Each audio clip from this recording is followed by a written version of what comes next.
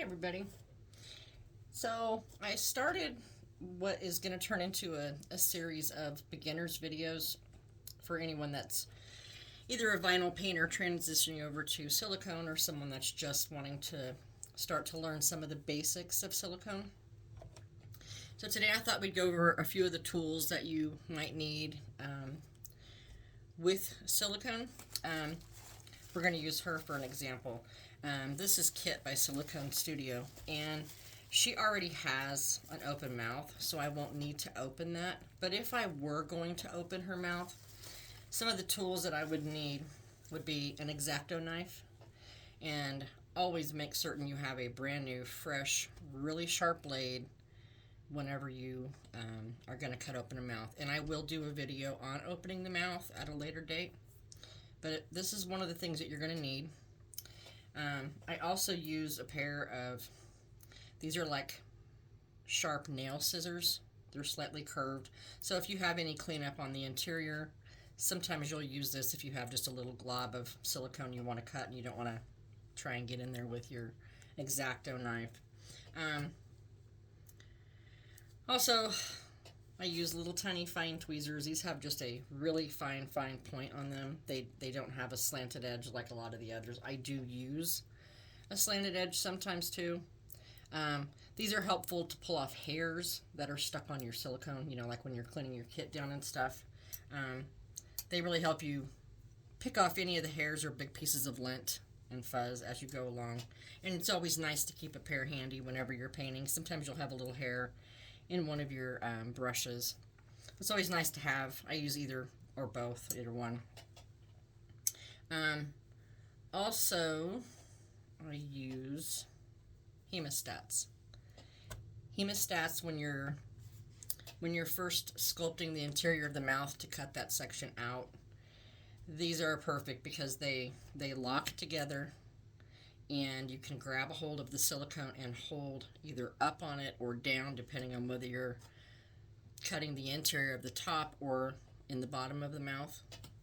Those you have to have a pair of those if you're going to cut your mouth open. They're just invaluable. While I'm painting, some of the things I use, make certain you get a latex-free wedge, and when you get a bag of them, just mix up a little bit of your Part B and Part A silicone. You can thin it just a tiny bit if you want, but put some on the wedge. Leave it, 4 or 5 hours or even overnight, depending on how cool your room is. And then check it the next morning. As long as it's cured completely on there, these wedges are safe to use. If it does not cure on the wedge, but it is cured in your container or whatever you mixed it in, then you know that these won't work. You'll have to get rid of them and find a different brand and try that all over again. Always test, because if you don't and you get a full layer on the baby, and these are, they might say they're non-latex. Sometimes I think they're non-latex, but there's just some other ingredient in there that will inhibit the cure of the silicone. And the last thing you want to do is to get a whole layer on a baby and then have to go back and take it all back off because, you've inhibited the cure because the wedge is contaminated in some way. So always test everything you're going to be using prior to putting any paint on your silicone. It'll save you a lot of time and hassle. Some of the other sponges, these ones you can get off Amazon. I can't remember what they're called. It seems like it has something to do with like an evaporative cooler or something, but they're just a big sponge that's been cut up in pieces. And there's different textures. Some are, these ones have a finer, softer texture, and these are a heavier, thicker texture. There's like 3 different kinds. This one would be the most textured one out of the 3. Those are good for, I know a lot of people use them as like their model, but it really is more of a texture layer. So if you're a vinyl painter already and you're familiar with texture layers, these are more for a texture. To get a true model, I've been playing around. I am not the most versed person in silicone. I'm still very new at it. These are all just my experiences and things I've learned. I have made some sponges that I'm going to be testing out, and based on the findings of those, I will let you know how they worked. But right now, there's really not a true way that I know of to get a model pattern like you would in vinyl. Um, Obviously, when I paint vinyl, I use sponges that I make. Um, some people pluck their own. I use heat to make my patterns, but I've not found these to be extremely successful.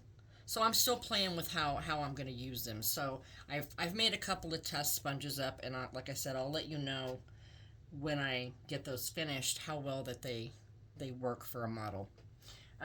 I think if you've been a vinyl artist, that's one of the hardest things to get away from is, I don't have a way to model it. I know some artists also use these little cosmetic, they're like a lip gloss sponge. Um, and you can actually, dab your pattern on to get a model look. I have seen that done, and it does look great. So there's other ways to get the pattern that you're looking for. You can also use these. I get these at Dollar Tree, and I've never had any problem with silicone curing, but they're just a little cheap pouncing sponge, and they do provide a little bit of texture as well. So you have a few options as far as getting texture on this baby. The thing that you always have to remember about silicone that is completely different from vinyl,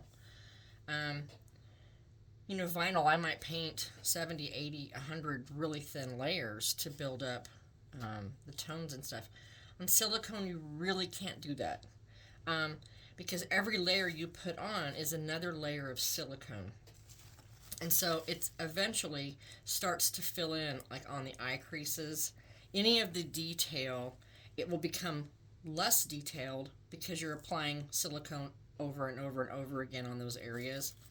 So silicone is more, it's kind of the less is more thing when you're painting. You're going to have a lot fewer layers on silicone than you will with vinyl. And just the way you build up your tones is it's a lot different than vinyl. And like I said, as we go through this series, I'll go through a lot of those things as we get to them while I paint with Kit. But anyway, those are just some of the things that I use from the very start. I get these little cups. They use them in the restaurant industry, actually, for like if you got a side of ranch or cocktail sauce or something for a to-go order, you would get it in these. And I haven't had any problem with these curing, but again, test them by putting part A and part B in here and then leave it overnight and see if it cures in the bottom. As long as it cures in the bottom and you have a plug of silicone like this to pull out of it and it's, nice and cured, then you're good to use them. Just always test your products. That's just the biggest thing. I really can't emphasize it any more than that, but always test whatever you're going to be using to paint with. I also get these. They're like a little disposable shot glass, and they're okay if you're only going to mix up just a few drops of something, like if you want a specific lip color or something and you need a smaller container. I'll use one of these as well. So either one of those I'll use. My next video is going to be about mixing pigments. And you can get something like this at the dollar store if you want to mix your pigments in these. I always mix up, more than enough for probably 2 or 3 babies at one time.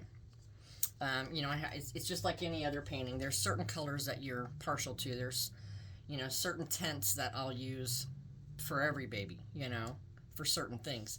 And so I'll always have several base colors mixed up in here. That doesn't mean that I'm not going to, go rogue and go, oh, hey, I want this color and I don't have it. So I'll go ahead and mix up a small amount if it's just for a small detail area. But for my base stuff, it's always going to be mixed ahead. And the reason that you do that is because of consistency. Especially if you're doing a full body silicone, you normally paint one whole side and then flip it over and paint the back. Well, if you don't have like a master blend made up, how are you gonna match your colors? You know, so that is the easiest way to do that. And like I said, I get those at dollar store too. And there's numerous kinds. I also have like they're like a film container, and those work too as long as they have a lid, and they'll keep for quite a while. So anyhow, all right, I will see you in the next series, guys. Thanks for watching.